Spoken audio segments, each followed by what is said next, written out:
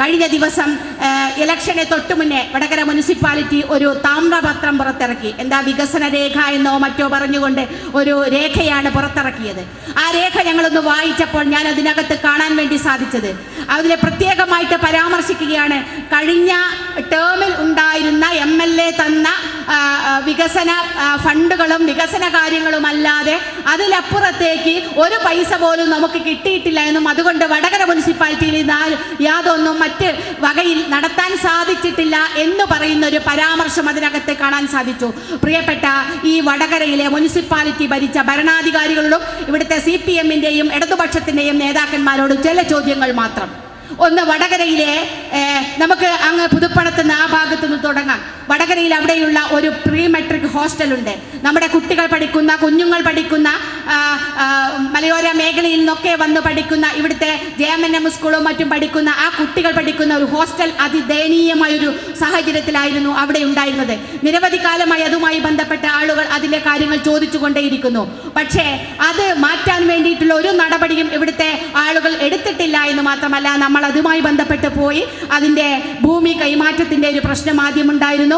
Irrigation വകുപ്പിലുള്ള ഭൂമി revenue വകുപ്പിലേക്ക് മാറ്റി, revenue വകുപ്പിൽ നിന്ന് അത് പട്ടികവർഗ വിഭാഗത്തിലെ വകുപ്പിലേക്ക് മാറ്റി, അതിനുശേഷം അതിന് ഫണ്ടിന് വേണ്ടിയിട്ടുള്ള നിരന്തരമായ ശ്രമത്തിൻ്റെ ഭാഗമായി നമുക്ക് 4 കോടി രൂപ 82 ലക്ഷം രൂപ അനുവദിച്ചു കിട്ടുകയും അതിൻ്റെ പ്രവർത്തനം തുടങ്ങിയും പണി തുടർന്നുകൊണ്ടേയിരിക്കുകയാണ്. ഇപ്പം അവിടെ ആ ഹോസ്റ്റലിൻ്റെ പണി നടക്കുകയാണ്. ആ ഹോസ്റ്റൽ വടകര മുനിസിപ്പാലിറ്റിയിലല്ലേ എന്നുള്ളത് ഇവരൊന്ന് പറയണം. അത് വടകരയിലുള്ള ഒരു വികസനമല്ലേ? അത് നിങ്ങളുടെ അധീനതയിലുള്ള ഭൂമിയല്ലേ? അത് നിങ്ങളുടെ അധീനതയിലല്ലേ ആ സ്ഥലമിരിക്കുന്നത്? പോട്ടെ, അതിനിപ്പുറത്തെ ഒരു ആയുർവേദ ആശുപത്രിയുണ്ട്. നമുക്കറിയാം ആയുർവേദ ആശുപത്രി ഒരു പക്ഷേ വടകര താലൂക്കിലെ ഒരുപാട് ആളുകൾ ആശ്രയിക്കുന്ന ഒരു ആയുർവേദ ആശുപത്രിയാണത്. ആ ആയുർവേദ ആശുപത്രിക്ക് അടിസ്ഥാനപരമായി ഒരുപാട് സൗകര്യക്കുറവുകളുണ്ട്. വലിയ തോതിലുള്ള രോഗികൾ വരുന്നുണ്ടെങ്കിൽ പോലും അവർക്കെല്ലാം ചികിത്സ കൊടുക്കാൻ കഴിയുന്ന ഒരു സാഹചര്യം അവിടെ ഇല്ല എന്നുള്ളതാണ്. അതിനെ അവിടുത്തെ ഡോക്ടർമാരുമൊക്കെ പല പ്രാവശ്യം മുനിസിപ്പാലിറ്റിയും അവിടുത്തെ ഈ വടകര മുനിസിപ്പാലിറ്റിയുടെ അധീനതയിലുള്ള ഒരു ആശുപത്രിയാണ്. ആ ആശുപത്രിക്ക് വേണ്ടിയിട്ട് തീർച്ചയായിട്ടും ഞങ്ങൾ അതിൻ്റെ ഡോക്ടർമാരൊക്കെ സമീപിച്ചതിൻ്റെ ഭാഗമായിട്ട് തന്നെ 50 ലക്ഷം രൂപ ബഡ്ജറ്റ് ഫണ്ടിൽ വെച്ച് അതിൻ്റെ OPയിൽ ഒരു ബിൽഡിംഗ് എടുക്കുകയും ആ ബിൽഡിംഗ് ഉദ്ഘാടനം ചെയ്യുകയും അവിടെ രോഗികളെ പ്രവേശിപ്പിച്ച് അതിൻ്റെ പ്രവർത്തനം നടന്നുകൊണ്ടിരിക്കുകയും ചെയ്യുകയാണ്. അത് ഈ 5 വർഷക്കാലയളവിൽ നടന്ന ഒരു മാറ്റമാണ്. അത് ഈ വടകര മുനിസിപ്പാലിറ്റിയിലല്ലേ? എന്തേ നിങ്ങളുടെ കണ്ണിൽ അത് പെടാതെ പോയി? എന്താണ് ആ പ്രവർത്തനം ഇവിടെ നടന്നിട്ടില്ല എന്ന് പറയാൻ നിങ്ങൾ, അങ്ങനെ ഒരു കാര്യം ഇവിടെ നടന്നിട്ടില്ല, അത് പൊതുസമൂഹത്തിനോട് പറയാൻ നിങ്ങൾ തയ്യാറാവാത്തത്? അത് വടകര MLA-യുടെ കൊണ്ടുവന്നതും ആ MLA-ന്റെ ഭാഗമായിട്ട് വന്നതിൻ്റെയും അടിസ്ഥാനത്തിലാണോ? അത് ഈ മുനിസിപ്പാലിറ്റിയിൽ ആകപ്പെടുന്ന ഒരു സ്ഥാപനമല്ലേ? ആ വടകര സഹകരണ ആയുർവേദ ആശുപത്രി താലൂക്ക് ആശുപത്രി അപ്ഗ്രേഡ് ചെയ്യുന്നതിനുള്ള പേപ്പറുകൾ മുന്നോട്ട് പോയിക്കൊണ്ടിരിക്കുകയാണ്. ഞങ്ങൾ അതിന് നിരന്തരമായി പിറകിലാണ്. ഏതാനും ദിവസം താലൂക്ക് ആശുപത്രി ഇത് മാറ്റുമെന്നുള്ളതാണ് നമുക്ക് ഗവൺമെൻറ്റിൻ്റെ അടുത്തുനിന്ന് കിട്ടിയ ഉറപ്പ്. ആ തരത്തിലേക്ക് കാര്യങ്ങൾ മുന്നേ. അപ്പം ഒരു പ്രദേശത്തെ വികസനത്തിന് വേണ്ടി, ഒരു നാടിൻ്റെ വികസനത്തിന് വേണ്ടി അവിടെ ഉണ്ടാകുന്ന ഏതെങ്കിലും ഇത്തരത്തിലുള്ള സ്ഥാപനങ്ങളെ നമ്മൾ പ്രധാനമായിട്ട് കേന്ദ്രീകരിച്ചുകൊണ്ട് അത് മുന്നോട്ട് പോകുമ്പോൾ അതിന് ഒരുവിധ സപ്പോർട്ടും തരുന്നില്ല എന്ന് മാത്രമല്ല, അതൊക്കെ കണ്ണടച്ചിരുട്ടാക്കുന്ന രൂപത്തിൽ ഇതൊന്നും ഞങ്ങളുടേതല്ല എന്ന് പറയുന്നത് എന്തിൻ്റെ അടിസ്ഥാനത്തിലാണ് എന്നുള്ളത് ഞങ്ങൾക്കറിയാം. രാഷ്ട്രീയമായ അന്ധമായ രാഷ്ട്രീയ വിരോധത്തിൻ്റെ ഭാഗമായി ഇത്തരം കാര്യങ്ങളൊന്നും വടകര മുനിസിപ്പാലിറ്റിയിൽ അല്ല എന്ന് പറയുന്നത് ഏതടിസ്ഥാനത്തിലാണ് എന്നത്. അവിടെ നിന്ന് ഇങ്ങോട്ട് വരൂ നിങ്ങൾ. ഈ OVC തോട് ഒരുപാട് കാലങ്ങളായി നമുക്കറിയാം. ആ തോടിലെ മാലിന്യങ്ങൾ കൊണ്ട് വലിയ പ്രയാസം ആ പ്രദേശത്തുകാർ അനുഭവിച്ചു കൊണ്ടിരിക്കുന്ന ഒരു സാഹചര്യമുണ്ട്. നേരത്തെ നാണോട്ടൻ ഉണ്ടായിരുന്ന സമയത്ത് MLA ആയിരുന്ന സ്ഥലത്ത് 50 ലക്ഷം അതിന് വെച്ചിരുന്നു. പക്ഷേ വെച്ചിരുന്നു എന്നത് മാത്രമേ ഉള്ളൂ, അതിനെ മറ്റു കാര്യങ്ങളിലേക്ക് ഒന്നും കൊണ്ടുപോയിരുന്നില്ല. അതും നമ്മൾ വന്നു അതിൻ്റെ ഫയലുകൾ നീക്കി അത് കൊണ്ടുവരാൻ വേണ്ടി സാധിച്ചു. പിന്നീട് 1 കോടി 70 ലക്ഷം രൂപ ചെലവഴിച്ചുകൊണ്ട് ആ OVC തോടിൻ്റെ 2 സൈഡും കെട്ടി ആ തോട് മലിനമാക്കാതിരിക്കാൻ ആവശ്യമായ പ്രവർത്തനങ്ങൾ നേതൃത്വം കൊടുത്ത് അത് ചെയ്തുകൊണ്ടിരിക്കുമ്പോൾ അത് ഈ വടകര മുനിസിപ്പാലിറ്റിയിലല്ലേ? നിങ്ങളത് കാണുന്നില്ലേ? ഒരു തോട് സംരക്ഷിക്കുക, അവിടെ മാലിന്യമുക്തമാക്കി എടുക്കാൻ വേണ്ടി പ്രവർത്തനം നടത്തുമ്പോൾ എന്തുകൊണ്ട് അത് നിങ്ങൾക്ക് കണ്ണിൽപ്പെടാതെ പോകുന്നു എന്ന ഒരു സംശയം.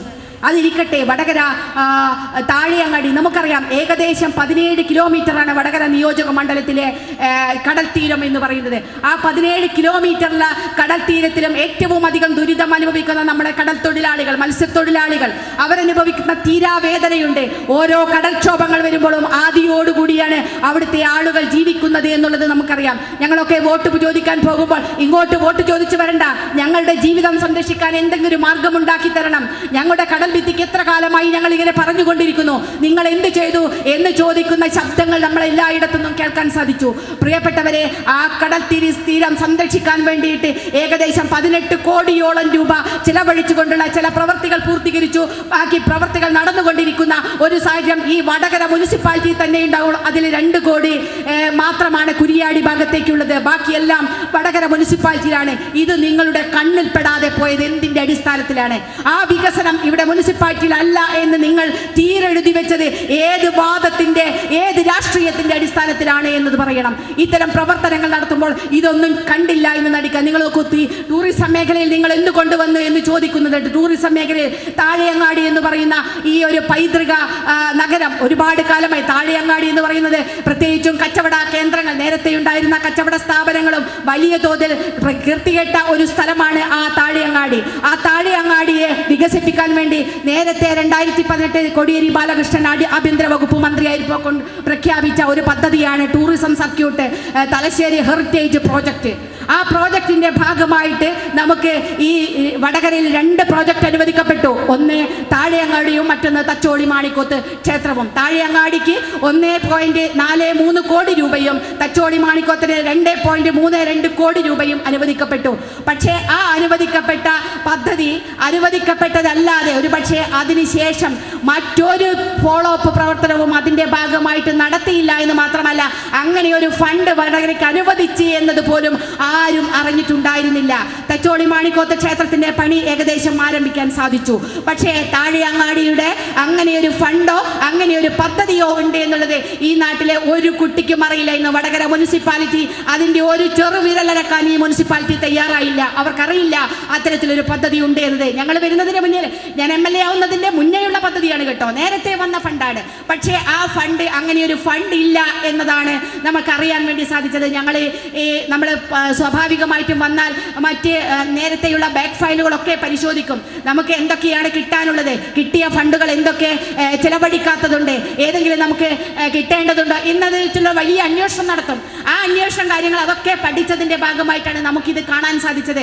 അങ്ങനെ ഇത് കണ്ടപ്പോൾ ഞങ്ങൾ കിഫ്ബിയിലെയും ടൂറിസത്തിലെയും ഉദ്യോഗസ്ഥന്മാരുടെ മീറ്റിംഗ് വിളിച്ചു ചേർത്തിട്ട് ഞങ്ങൾ പറഞ്ഞു, ഇങ്ങനെ ഒരു ഫണ്ടുണ്ട്, 1,43,00,000 രൂപയുണ്ട്, അത് ചെലവഴിക്കാതെ കിടക്കുന്നു എന്ന് പറഞ്ഞപ്പോൾ ഉദ്യോഗസ്ഥന്മാർ പറഞ്ഞു, അത് ചെലവഴിച്ചല്ലോ, അതെല്ലാം നടത്തി, അതിൻ്റെ പ്രവർത്തനങ്ങളെല്ലാം നടത്തി, അവിടെ ഇനിയൊന്നും ചെയ്യാൻ ബാക്കിയില്ല എന്ന് പറഞ്ഞു. അത് ഡ്രൈനേജിനൊക്കെ തന്ന ഫണ്ടായിരുന്നു. ആ ഡ്രൈനേജ് എല്ലാം അവിടെ പൂർത്തിയാക്കി, ആ ഫണ്ടിൻ്റെ പ്രവർത്തനം മുഴുവൻ കഴിഞ്ഞു എന്നാണ് ഞങ്ങളോട് പറഞ്ഞത്. പക്ഷേ നമ്മൾ അവിടെ കേട്ടപ്പോൾ ഞങ്ങൾക്ക് അറിയില്ല, അത് തിരിച്ചു പറയാൻ അറിയില്ല. പിന്നീട് താഴെയങ്ങാടിയിൽ വന്നു, ഇവിടുത്തെ ആളുകളോട്, UDFിൻ്റെയും ഒക്കെ ആളുകളോട് നമ്മൾ അന്വേഷിച്ചു, എന്താണ് അതിൻ്റെ അവസ്ഥ, അങ്ങനെ ഒരു പദ്ധതി ഇവിടെ നടന്നിട്ടുണ്ടോ എന്ന് ചോദിച്ചപ്പോൾ ഇല്ല എന്നാണ് മനസ്സിലാക്കാൻ കഴിഞ്ഞത്. വീണ്ടും ഉദ്യോഗസ്ഥന്മാരുടെ മീറ്റിംഗ് ചേർന്നുകൊണ്ട് ഞങ്ങൾ അതിൻ്റെ കാരണ സഹിതം ഇതിൻ്റെ എല്ലാ ഡീറ്റെയിൽസും അടിച്ച് അവരെ സംബന്ധിച്ച് അവസാനം സമ്മതിച്ചു, ഉണ്ട്, അത് അങ്ങനെ ഒരു ഫണ്ട് അവിടെ ഉണ്ട്, ചെലവഴിച്ചിട്ടില്ല എന്ന് നമ്മളോട് പറയുന്ന സാഹചര്യം ഉണ്ടായി. പിന്നീട് ആ ഫണ്ട് അതിൻ്റെ അഡ്മിനിസ്ട്രേറ്റീവ് സാങ്ഷൻ ആവാനും TS ആവാനും ഒക്കെ വേണ്ടിയിട്ടുള്ള നിരന്തരമായ പ്രവർത്തനം നടത്തിയതിൻ്റെ ഭാഗമായിട്ട് നമുക്ക് ആ ഫണ്ട് അനുവദിച്ച് കിട്ടിയത്. പ്രിയപ്പെട്ടവരെ, ഇന്ന് അതിൻ്റെ പ്രവൃത്തി നടന്നുകൊണ്ടിരിക്കുകയാണ്. അപ്പം നമുക്ക് കിട്ടിയ ഫണ്ട് പോലും അത് അറിയാതെ അതിവിടെ അങ്ങനെ ഒരു സാധനം ഇല്ല എന്ന് അതൊക്കെ അന്വേഷിക്കണ്ടേ? മുനിസിപ്പാലിറ്റിയുടെ കീഴിലല്ലേ, അന്വേഷിക്കാൻ എന്തെങ്കിലും ശ്രമം നടത്തിയോ? എന്നിട്ട് നമ്മൾ ശ്രമിച്ചു കൊണ്ടുവന്നപ്പോൾ ഒരു വാക്ക് പറയണ്ടേ, ഇത് നടത്തിയിട്ടുണ്ട്, ഇങ്ങനെ ഒരു ഫണ്ട് കിട്ടിയിട്ടുണ്ട്, അതിപ്പോൾ പ്രവർത്തനം നടന്നുകൊണ്ടിരിക്കുകയാണ് എന്നറിയാനെങ്കിലും ഈ മുനിസിപ്പാലിറ്റിക്ക് സാധിച്ചോ എന്ന ചോദ്യം, അത് എന്തേ നിങ്ങളുടെ വികസന രേഖയിൽ ഇല്ലാതെ പോയി? ഇതൊന്നും ഇത്തരം സംഗതികൾ, ഇങ്ങനെ ഒരുപാട് കാര്യങ്ങൾ, നിരവധിയായ കാര്യങ്ങൾ എനിക്ക് ഓരോന്ന് പറയാൻ സാധിക്കും.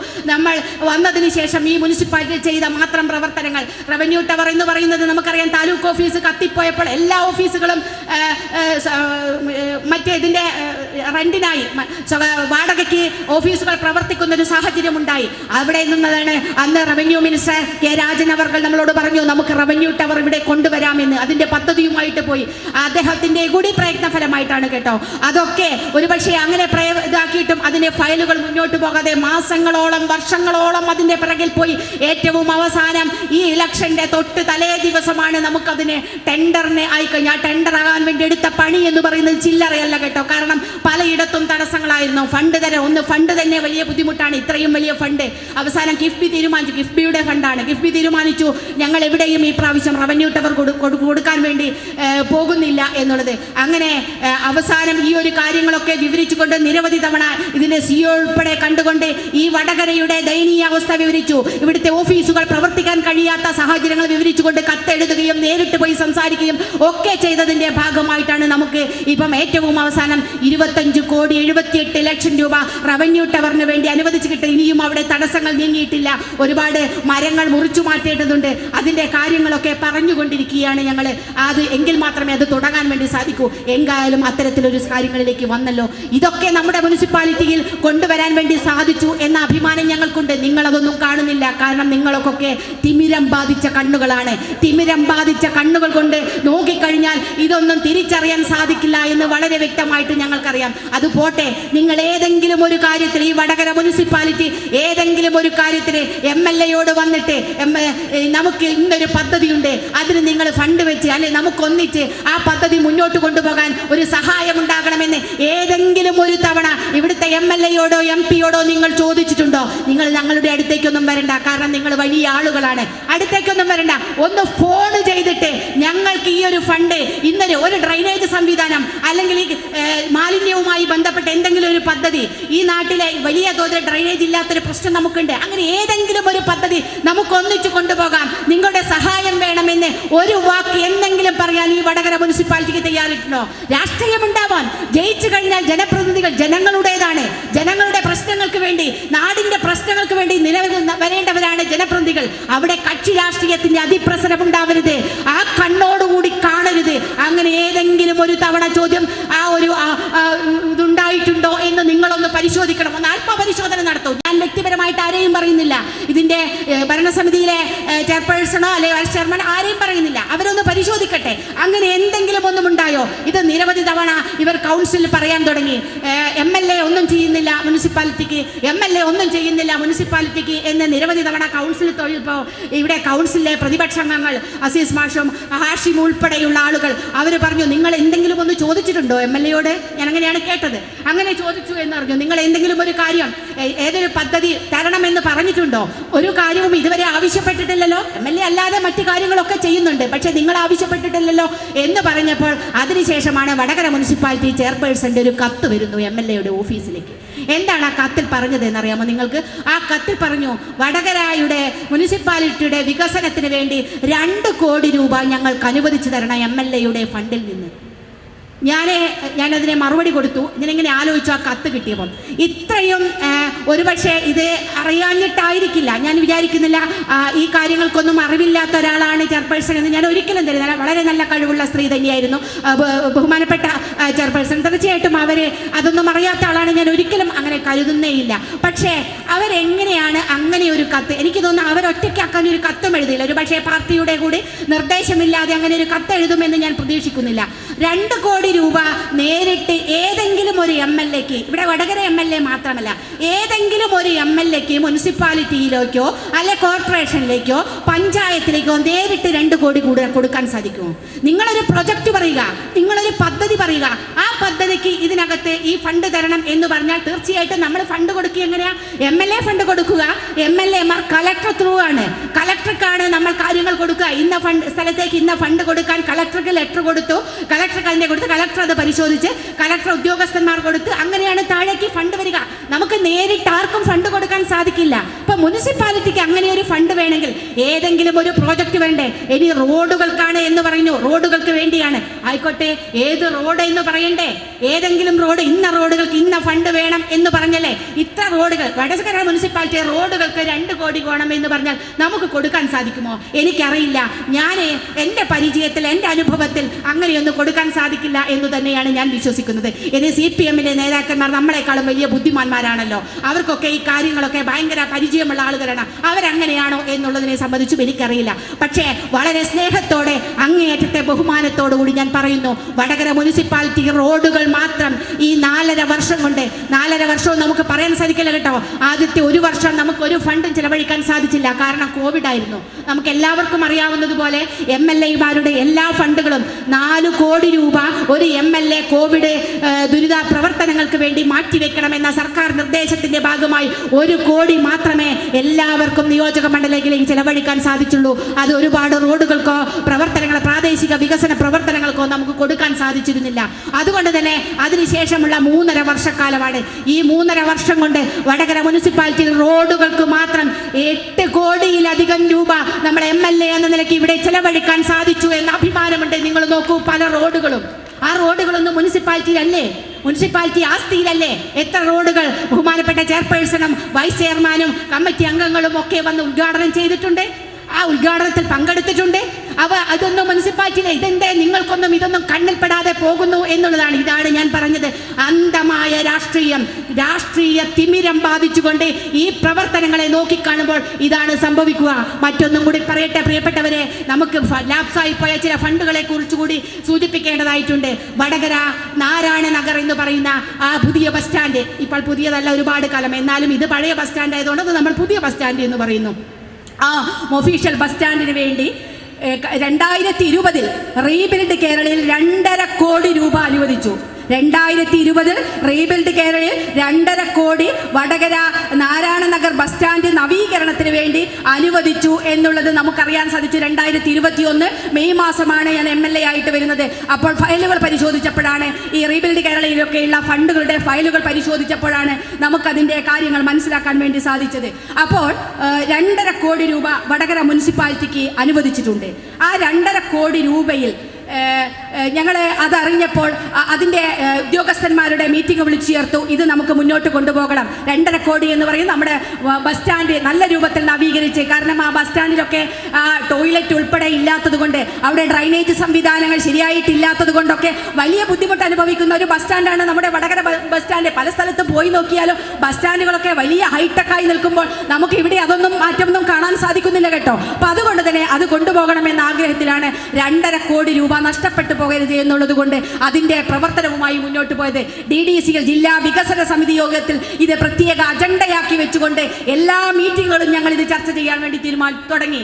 അവിടുത്തെ മുനിസിപ്പാലിറ്റി ഉദ്യോഗസ്ഥന്മാരെ വിളിച്ചു. ഉദ്യോഗസ്ഥന്മാരോട് ഞങ്ങളിത് നടത്താൻ, കലക്ടർ ഉൾപ്പെടെ അത് വൈകുന്നതിൻ്റെ കാരണം പല ഘട്ടങ്ങളിൽ ചോദിച്ചതാണ്. അതിൻ്റെ ആർക്കിടെക്ചർ ഡ്രോയിങ് ഉൾപ്പെടെ ചെയ്തു കൊടുക്കേണ്ടത് വടകര മുനിസിപ്പാലിറ്റിയാണ്. പക്ഷേ മുനിസിപ്പാലിറ്റി അത് ചെയ്തു കൊടുക്കാൻ തയ്യാറായിട്ടില്ല, അതിന് നേതൃത്വം കൊടുക്കാൻ തയ്യാറായില്ല എന്നുള്ളത് കൊണ്ട് ആ 2.5 കോടി രൂപ നമുക്ക് ലാപ്സായി പോയി. പ്രിയപ്പെട്ടവരെ, നമുക്ക് ലഭിക്കേണ്ട, ആ വികസനത്തിന് വേണ്ടി ലഭിക്കേണ്ട ആ ഒരു ഫണ്ട് വടകര മുനിസിപ്പാലിറ്റിയുടെ ഒരൊറ്റ അനാസ്ഥ കാരണം ആ ഫണ്ട് ലാപ്സായി പോയി എന്നുള്ളത് നിങ്ങൾ അറിയണം, ഈ നാടറിയണം. ഞങ്ങൾ ഇതുമായി ബന്ധപ്പെട്ട് 2 തവണ വടകര മുനിസിപ്പാലിറ്റി ചെയർപേഴ്സണ് കത്തയച്ചിട്ടുണ്ട്. 2 തവണയാണ് അതിൻ്റെ കത്തയച്ചത്. ഒന്ന് 24-ാം തീയതി രണ്ടാമത്തെ കത്ത് കൊടുക്കുന്നു. ആദ്യത്തെ കത്ത് കൊടുത്തത് 2022-ലാണ്. 2022 ഞങ്ങൾ ആദ്യത്തെ കത്ത്, 2020-ലാണ് ഈ ഫണ്ട് അനുവദിച്ചത്, 24-ലാണ് 21-ലാണ് ഞങ്ങൾ വരുന്നത്. അതിനുശേഷം മീറ്റിംഗ് വിളിച്ചു ചേർത്തു. മീറ്റിംഗിൽ ഇത് മുന്നോട്ട് പോകുന്നില്ല, ഈ ഫയൽ നീങ്ങുന്നില്ല എന്ന് കണ്ടതിൻ്റെ അടിസ്ഥാനത്തിൽ 10/2/2022 വടകര മുനിസിപ്പാലിറ്റി ചെയർപേഴ്സണ് ഞാൻ കത്തയച്ചു. അതിനകത്ത് പറയുന്നത് ഞാൻ ആ കത്ത് കൂടെ അവിടെ വായിക്കാം. തദ്ദേശ സ്വയംഭരണ സ്ഥാപനത്തിൻ്റെ റീബിൽഡ് കേരള ഇനീഷ്യേറ്റീവ് പദ്ധതിയിൽ ഉൾപ്പെടുത്തി നടപ്പാക്കുന്നതിനായി സർക്കാർ ഉത്തരവ് പ്രകാരം വടകര നഗരസഭയിൽ ഉൾപ്പെട്ട വടകര നാരായണ നഗർ പുതിയ ബസ് സ്റ്റാൻഡ് നവീകരണം എന്ന പ്രവൃത്തിക്ക് 4/11/2020 2.5 കോടി രൂപയുടെ ഭരണാനുമതി ലഭിച്ചിരിക്കുന്നു. ഇതിനുശേഷം 1 വർഷവും 4 മാസവും പൂർത്തിയായിട്ടും ഈ പദ്ധതിയുടെ പ്രവൃത്തി ആരംഭിക്കാൻ പോലും സാധിച്ചിട്ടില്ല എന്നുള്ളത് ആണ് ഉള്ളത് ശ്രദ്ധയിൽപ്പെടുത്തുകയാണ്. അപ്പോൾ ഈ പദ്ധതിയുടെ പ്രവൃത്തി പുരോഗതി വിലയിരുത്തുന്നതിനായി MLA വിളിച്ചു ചേർത്ത യോഗത്തിലും പ്രസ്തുത പ്രവൃത്തി ഒന്നാമതായി ഒരു മികച്ച ആർക്കിടെക്ചർ ഡ്രോയിങ് ആവശ്യമാണെന്നും ആയതിൽ മുനിസിപ്പാലിറ്റി അസിസ്റ്റന്റ് എക്സിക്യൂട്ടീവ് എഞ്ചിനീയർ അറിയിച്ചു. നിലവിലെ സാഹചര്യത്തിൽ പ്രസ്തുത പ്രവൃത്തിക്ക് അടിയന്തരമായ ഒരു മികച്ച ആർക്കിടെക്ചറൽ പ്ലാൻ തയ്യാറാക്കാൻ കഴിഞ്ഞില്ലെങ്കിൽ പദ്ധതി നഷ്ടമാകുമെന്ന സാഹചര്യം ഉണ്ടാവാനിടയുണ്ട്. ആയതിനാൽ ഈ പദ്ധതി ആർക്കിടെക്ചറൽ പ്ലാൻ തയ്യാറാക്കുന്നതിനാവശ്യമായ അടിയന്തര നടപടികൾ സ്വീകരിക്കണം എന്ന് പറഞ്ഞ് നമ്മൾ കത്തയച്ചു. 2022 ഒരു മറുപടിയും നമ്മൾക്ക് ലഭിച്ചില്ല. തിരിച്ചു ഒരു റിപ്ലൈയും ഉണ്ടായില്ല. വീണ്ടും 2020 ഞാൻ കത്ത് ഇതേപോലെ തന്നെ കത്തയച്ചു. ഇത് പദ്ധതി നഷ്ടപ്പെടാൻ പോവുകയാണ്. അത് നഷ്ടപ്പെടാൻ പോകുന്നതിൽ വലിയ ഖേദമുണ്ട്. അത് അടിയന്തരമായി പരിശോധിക്കണം. മുനിസിപ്പാലിറ്റിയുടെ അടിയന്തര ഇടപെടൽ ഇതിനാവശ്യമാണ്. ഇല്ലെങ്കിൽ ഈ പദ്ധതി നമുക്ക് നഷ്ടമായി പോകും എന്ന് ഞങ്ങൾ വീണ്ടും 2024 ചെയർപേഴ്സണ് കത്തെഴുതിയത് ആ ഡേറ്റ് 10/4/24 ആ കത്ത് വീണ്ടും അയച്ചു. പക്ഷേ ഒരു മറുപടിയും മുനിസിപ്പാലിറ്റിയിൽ ഉണ്ടായില്ല എന്ന് മാത്രമല്ല, ഉദ്യോഗസ്ഥന്മാരെ ഇത് ചെയ്യാൻ വേണ്ടിയിട്ടുള്ള ഒരു തീരുമാനവും ഉണ്ടായില്ല. ഇതൊക്കെ കൊണ്ട് സർക്കാർ ഇപ്പോൾ റീബിൽഡ് കേരളയിലെ എല്ലാ പദ്ധതികളും അവസാനിപ്പിക്കാൻ തീരുമാനിച്ചു. അതിൻ്റെ ഭാഗമായി ഈ 2.5 കോടി നമുക്ക് നഷ്ടമായി. ആരാണ് ഉത്തരവാദി? ഈ ഫണ്ട് നഷ്ടമായത്, ഈ ലാപ്സായി പോയതിൻ്റെ ഉത്തരവാദി ആരാണ്? എന്തുകൊണ്ട് നമുക്ക് ഏറ്റവും നന്നായി കൊണ്ടുപോകാൻ സാധിക്കുന്ന ഒരു പദ്ധതി ഈ തരത്തിലേക്ക് മാറി എന്നുള്ളത് നമ്മൾ പറയുമ്പോൾ ഒരു വിലയും, കാരണം വടകര MLAക്ക് ഒരു വിലയും തരാൻ തയ്യാറല്ലല്ലോ. അതുകൊണ്ട് MLA ഓഫീസിൽ നിന്ന് ഒരു കത്ത് പോകുമ്പോൾ MLA ഒന്ന് വിളിച്ചു പറയുമ്പോൾ അതിന് ഒരു തരത്തിലുള്ള ഗൗനവും ഒരു തരത്തിലുള്ള വിലയും ഉണ്ടായിട്ടില്ല എന്നുള്ളതാണ് നമുക്ക് മനസ്സിലാക്കാൻ കഴിയുന്നത്. അല്ലാതെ എന്താണ് പറയേണ്ടത്? എന്തുകൊണ്ടായിരിക്കും അങ്ങനെ ഉണ്ടായത് എന്നതിൻ്റെ ഉത്തരം എനിക്ക് മറ്റൊന്നും അറിയാനില്ല പ്രിയപ്പെട്ടവരെ. മറ്റൊന്നായിരുന്നു വടകരയിലെ ഫിഷ് ലാൻഡിംഗ് സെന്റർ, അഴിത്തലയിലെ ഫിഷ് ലാൻഡിംഗ് സെന്റർ. ഞങ്ങൾ അതിന് വേണ്ടിയിട്ട് ബഡ്ജറ്റിൽ ഒരു 80 ലക്ഷം രൂപ ബഡ്ജറ്റിൽ വെച്ചു. ആ ബഡ്ജറ്റ് വെച്ച് അതിൻ്റെ എസ്റ്റിമേറ്റ് ഒക്കെ തയ്യാറാക്കി കൊടുത്തു. അത് 80 പോരാ, 120 വേണം എന്ന് പറഞ്ഞു 1,20,00,000 രൂപ നമുക്ക് അനുവദിച്ചു. പക്ഷേ അതിൻ്റെ മറ്റ് പ്രവർത്തനങ്ങളിലേക്ക് പോകാൻ ആ പണി ആരെടുക്കും എന്നൊരു പ്രശ്നമുണ്ട്. ഫിഷ് ലാൻഡിംഗ് സെന്റർ ആകുമ്പോൾ അത് ഹാർബർ എഞ്ചിനീയറിൻ്റെ കീഴിലാണ്, വടകര മുനിസിപ്പാലിറ്റിയിൽ വരുന്നതാണ്. അപ്പം ഞങ്ങൾ ആദ്യം മുനിസിപ്പാലിറ്റിക്ക് കത്തയച്ചു, ഇങ്ങനെ ഒരു ഫണ്ട് വെച്ചിട്ടുണ്ട്, നിങ്ങൾ അത് ഏറ്റെടുക്കണം. അപ്പോൾ മുനിസിപ്പാലിറ്റി എഞ്ചിനീയർ പറഞ്ഞു, ഞങ്ങൾക്കിത് ചെയ്ത് വൈദഗ്ധ്യമില്ല, അത് ഹാർബർ എഞ്ചിനീയറിംഗ് ചെയ്യേണ്ടതാണ്, അതുകൊണ്ട് ആ വൈദഗ്ധ്യമില്ലാത്തതുകൊണ്ട് ഞങ്ങൾക്കത് ചെയ്യാൻ സാധിക്കില്ല എന്ന് അവരറിയിച്ചു.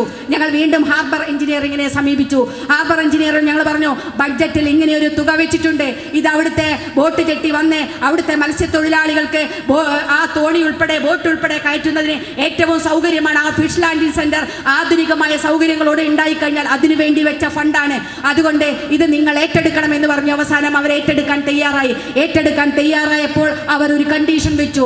ഞങ്ങൾക്ക് നേരത്തെ ഇങ്ങനൊരു വർക്ക്, അവിടെ ചെറിയൊരു വർക്ക് നേരത്തെ ചെയ്തിരുന്നു. ആ വർക്ക് ചെയ്തപ്പോൾ ചില തടസ്സങ്ങൾ ഉണ്ടായി മുനിസിപ്പാലിറ്റിയിൽ നിന്ന്. അവരുടെ ആസ്തിയാണ് എന്ന് പറഞ്ഞ് അവിടുന്ന് തടസ്സങ്ങൾ ഉണ്ടായതുകൊണ്ട് ഞങ്ങൾക്ക് ചെയ്യാൻ കുറച്ച് ബുദ്ധിമുട്ടുണ്ട്. അങ്ങനെയാണെങ്കിൽ നിങ്ങൾ NOC വാങ്ങിത്തരണം, നോ ഒബ്ജക്ഷൻ സർട്ടിഫിക്കറ്റ് മുനിസിപ്പാലിറ്റിയുടേത് വാങ്ങിത്തന്നാൽ ഞങ്ങൾ ആ പ്രവൃത്തി ഏറ്റെടുക്കാമെന്ന് പറഞ്ഞു.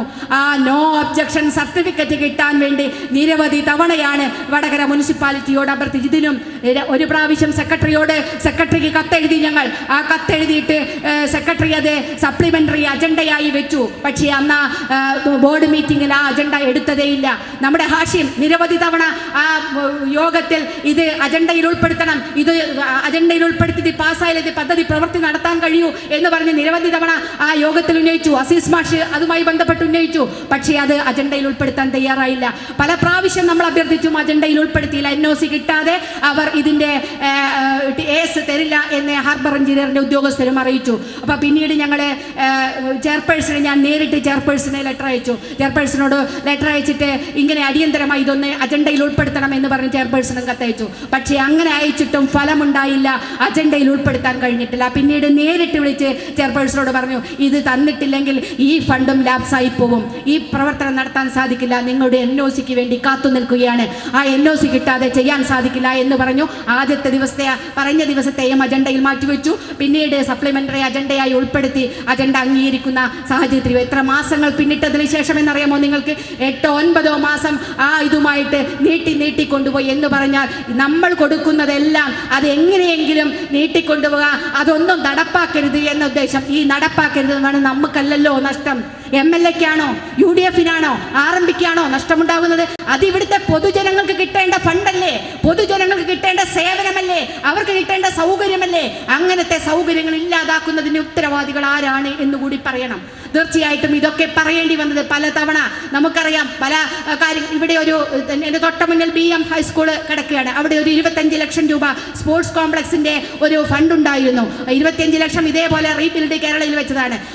അതും ഞങ്ങൾ ജില്ലാ വികസന സമിതിയിലെ പ്രധാന അജണ്ടയിൽ ഉൾപ്പെടുത്തി എല്ലാ മീറ്റിങ്ങുകളും ചർച്ച ചെയ്യുമായിരുന്നു. പക്ഷേ പല സാങ്കേതിക പ്രശ്നങ്ങൾ കൊണ്ട് പറഞ്ഞുകൊണ്ട് അതും ഇങ്ങനെ പോകും. അവസാനം ആ ഫണ്ട് നഷ്ടപ്പെടും എന്ന ഒരു സാഹചര്യം വന്നു. കാരണം അവിടുത്തെ പഴയ ബിൽഡിങ്ങുകളുണ്ട്. ആ ബിൽഡിങ്ങുകൾക്ക് നമ്പർ ഇട്ട് കൊടുത്തെങ്കിൽ മാത്രമേ ആ വർക്ക് നടത്താൻ സാധിക്കൂ എന്നാണ് എഞ്ചിനീയർമാർ പറഞ്ഞത്. എങ്കിൽ മാത്രമേ മറ്റ് പ്രവർത്തികളുമായിട്ട് മുന്നോട്ട് പോകാൻ കഴിയൂ. അപ്പം പഴയ ബിൽഡിങ്ങുകളുടെ നമ്പർ ഇട്ട് കൊടുക്കേണ്ടത് മുനിസിപ്പാലിറ്റിയാണ്. അതും നീട്ടി ഒരുപാട് പ്രാവശ്യം പല തവണ ഉദ്യോഗസ്ഥന്മാരുടെ കാല് പിടിക്കുന്ന പോലെ സംസാരിക്കുകയും മീറ്റിങ്ങുകൾ വെക്കുകയും ഒക്കെ ചെയ്തതിന് ശേഷം മാത്രമാണ് അങ്ങനെയൊരു അനുമതി നമുക്ക് കിട്ടിയത്. ഇപ്പോഴും ആ പ്രവൃത്തി നടന്നുകൊണ്ടിരിക്കുകയാണ്, പൂർത്തിയായിട്ടില്ല. ആ ഫണ്ട് ലാപ്സായി പോകുമായിരുന്നു. തൊട്ടപ്പുറത്ത് നമുക്കൊരു റെസ്റ്റ് ഹൗസ് റോഡുണ്ട്, PWD റെസ്റ്റ് ഹൗസ് റോഡ്. ഈ റോഡും റീബിൽഡ് കേരളയിലെ ഫണ്ടാണ്. ഈ ഫണ്ടും ലാപ്സായി പോവാനിരുന്നതാണ്. ആ ലാപ്സായി പോകുന്നിടത്ത് നിരവധി തവണ മീറ്റിംഗ് ചേർക്കുകയും ഉദ്യോഗസ്ഥന്മാരോട് സംസാരിക്കുകയും ഒരുപാട് പ്രാവശ്യം ഫോണിലൂടെയും നേരിട്ടും അല്ലാതെയും SC ഓഫീസിലെ CE ഓഫീസിൽ എല്ലാം പോയി കയറിയിറങ്ങിയതിന് ശേഷമാണ് ആ ഫണ്ട് നമുക്ക് അനുവദിച്ച് വർക്ക് തുടങ്ങുന്ന ഒരു സാഹചര്യത്തിലേക്ക് എത്തിയത്. പക്ഷേ വർക്ക് തുടങ്ങാൻ എല്ലാ AS ആയി TS ആയി ടെൻഡറായി വർക്ക് ഏറ്റെടുത്തു, എല്ലാം കഴിഞ്ഞു. ഒരു ദിവസം നമ്മൾ പത്രത്തിൽ കാണുന്നത് ഇതിൻ്റെ പ്രവൃത്തി ഉദ്ഘാടനം കഴിഞ്ഞു എന്നതാണ്. നമ്മളെപ്പോലും അറിയിക്കാതെ, MLA പോലും അറിയിക്കാതെ, അത്രമാത്രം പണിയെടുത്ത് ആ ഫണ്ട് കൊണ്ടുവന്ന MLA പോലും അറിയിക്കാതെ അതിൻ്റെ പ്രവൃത്തി ഉദ്ഘാടനം കഴിഞ്ഞു എന്നുള്ളത് നമ്മൾ കാണണം. എന്ന് പറഞ്ഞാൽ ഈ തരത്തിലേക്ക് എല്ലാ കാര്യത്തിനോടും നമ്മളോട് മുഖം തിരിഞ്ഞു നിൽക്കുന്ന ഒരു സമീപനം ഉണ്ടായി എന്നുള്ളത് വളരെ പ്രയാസകരമാണ്. കാരണം ജനപ്രതിനിധികൾക്ക് അങ്ങനെ മുന്നോട്ട് പോകാൻ സാധിക്കില്ല. എല്ലാവരും ഒന്നിച്ചുകൊണ്ട് മാത്രമേ ഏത് പദ്ധതിയും ഏത് പ്രവർത്തനവും മുന്നോട്ട് കൊണ്ടുപോകാൻ സാധിക്കൂ. പക്ഷേ ഇതിനൊക്കെ മറികടന്നുകൊണ്ടാണ് നമ്മൾ ഒരുപാട് കാര്യങ്ങൾ ഇവിടെ ചെയ്തത് എന്നുകൂടി ഓർക്കണം. നമ്മുടെ ചോറോട് പഞ്ചായത്ത് ഗ്രാമപഞ്ചായത്ത് CPM ആണ് ഭരിക്കുന്നത്. പക്ഷേ ചോറോട് ഗ്രാമപഞ്ചായത്തിൽ നമുക്ക് അത്തരത്തിലൊരു പ്രയാസം അനുഭവിക്കേണ്ടി വന്നിട്ടില്ല. ചോറോട് ഗ്രാമപഞ്ചായത്ത് പ്രസിഡന്റ് പല ആവശ്യങ്ങൾ ഞങ്ങളോട് പറഞ്ഞു.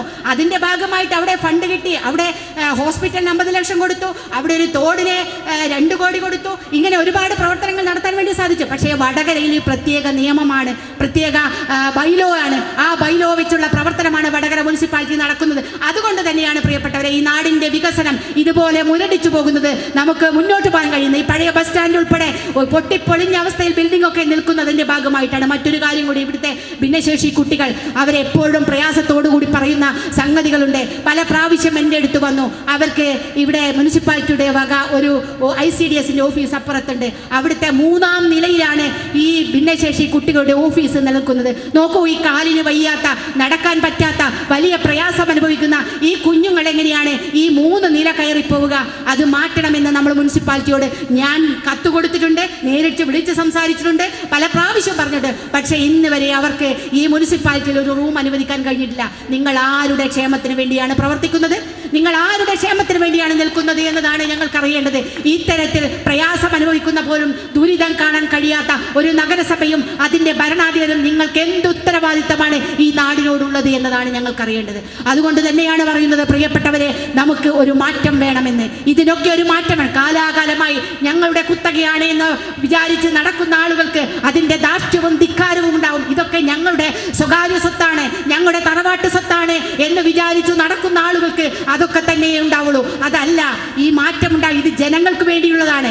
ജനങ്ങൾ അതറിയണമെങ്കിൽ പുതിയ ആളുകൾ വരണം. ഒരുപക്ഷെ എല്ലാ കാലവും ഒരേ ടീം ഭരിക്കണമെന്ന് ഞങ്ങൾ ആരും പറയില്ല. എല്ലാ കാലത്തും മാറി മാറി വരണം. എങ്കിലേ നമ്മുടെ നാടിന് മാറ്റമുണ്ടാവുള്ളൂ, ഒരു വികസനം ഉണ്ടാവുള്ളൂ. ആ വികസനത്തിന് വേണ്ടിയുള്ള പ്രവർത്തനങ്ങൾക്കാണ് നമുക്ക് നേതൃത്വം കൊടുക്കാനുള്ളത്. തീർച്ചയായിട്ടും ഈ വരുന്ന തിരഞ്ഞെടുപ്പ് ഞങ്ങൾ ഈ നാടിനോട് ആവശ്യപ്പെടുന്നതും അതുതന്നെയാണ് പ്രിയപ്പെട്ടവരെ. ഈ നാടിനൊരു മാറ്റം നിങ്ങളൊരു പ്രാവശ്യം മാറ്റി ചിന്തിക്കൂ, ഒരു പ്രാവശ്യം മാറ്റി ചിന്തിക്കൂ. നമുക്കൊന്നായി നിന്ന് ഈ മുനിസിപ്പാലിറ്റിയിൽ ഒരു മാറ്റം കൊണ്ടുവരാൻ ആവശ്യമായ പ്രവർത്തനങ്ങൾ നടത്താം. ഈ ധിക്കാരവും ഈ ധാർഷ്ട്യവും അവസാനിപ്പിച്ചുകൊണ്ട് ജനങ്ങളുടെ ക്ഷേമത്തിന് വേണ്ടി പ്രവർത്തിക്കാം, സാധാരണക്കാരൻ്റെ അവകാശങ്ങൾക്ക് വേണ്ടി പ്രവർത്തിക്കാം. അതിനുവേണ്ടിയുള്ള പ്രവർത്തനങ്ങൾക്ക് നേതൃത്വം നൽകാൻ തീർച്ചയായും തീർച്ചയായിട്ടും ഈ നാട്ടിലെ എല്ലാ പ്രിയപ്പെട്ടവരും CPM-കാരായാലും കമ്മ്യൂണിസ്റ്റുകാരായാലും ഇടതുപക്ഷക്കാരായാലും തീർച്ചയായിട്ടും നല്ല മനുഷ്യരാണ്, നല്ല ഹൃദയമുള്ളവരാണ്. ആ മനുഷ്യരോട് വിനയത്തിൻ്റെ ഭാഷയിൽ ഞങ്ങൾ അഭ്യർത്ഥിക്കുന്നു, നമുക്കൊരു മാറ്റമുണ്ടാകാൻ തീർച്ചയായിട്ടും ഈ പ്രാവശ്യം നിങ്ങൾ മാറ്റി ചിന്തിക്കുക. ഞങ്ങളുടെ സ്ഥാനാർത്ഥികളെ വമ്പിച്ച ഭൂരിപക്ഷത്തോടുകൂടി വിജയിപ്പിക്കാൻ ആവശ്യമായ പ്രവർത്തനങ്ങൾ നേതൃത്വം വന്നു കഴിഞ്ഞാൽ ഉറപ്പു തരുന്നു ഞങ്ങൾ മാറ്റും. ഈ വടകരയിൽ നിരവധിയായ ഈ ഡ്രൈനേജ് സംവിധാനങ്ങൾ ഞങ്ങൾ മാറ്റം വരുത്തും. ഒരു സംശയവും നിങ്ങൾക്ക് വേണ്ട. ഇവിടുത്തെ കച്ചവട സ്ഥാപനങ്ങൾ പൂട്ടിപ്പോകാതിരിക്കാൻ ആവശ്യമായ നടപടികൾ ഞങ്ങൾ സ്വീകരിക്കും, ഒരു സംശയം വേണ്ട. ഈ പഴയ ബസ് സ്റ്റാൻഡ് പുതിയ തരത്തിലേക്ക് മാറ്റിക്കൊണ്ട് അതിന് വികസനം ഉണ്ടായിരിക്കാൻ ഞങ്ങൾക്ക് സാധിക്കും. കരിമ്പനത്തോട് കാലങ്ങളായി മനുഷ്യർ അനുഭവിക്കുന്ന തീരാത്ത പ്രശ്നമാണ്.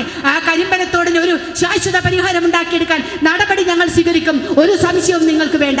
ആ തരത്തിൽ ഈ നാടിൻ്റെ എല്ലാ കാര്യങ്ങളും നോക്കിക്കൊണ്ട് അതിന് വികസനത്തിന് ആവശ്യമായ പ്രവർത്തനങ്ങൾ നടത്തുമെന്ന് ഈ നാടിന് ഞങ്ങൾ തരുന്ന വാക്കാണ്, ഞങ്ങൾ തരുന്ന ഉറപ്പാണ്. അതിനുള്ള മാറ്റത്തിന് നിങ്ങൾ തയ്യാറാകണമെന്ന് മാത്രം സൂചിപ്പിച്ചുകൊണ്ട് ഈ പരിപാടിക്ക് എല്ലാവിധ അഭിവാദ്യങ്ങളും അർപ്പിച്ച് അവസാനിക്കും.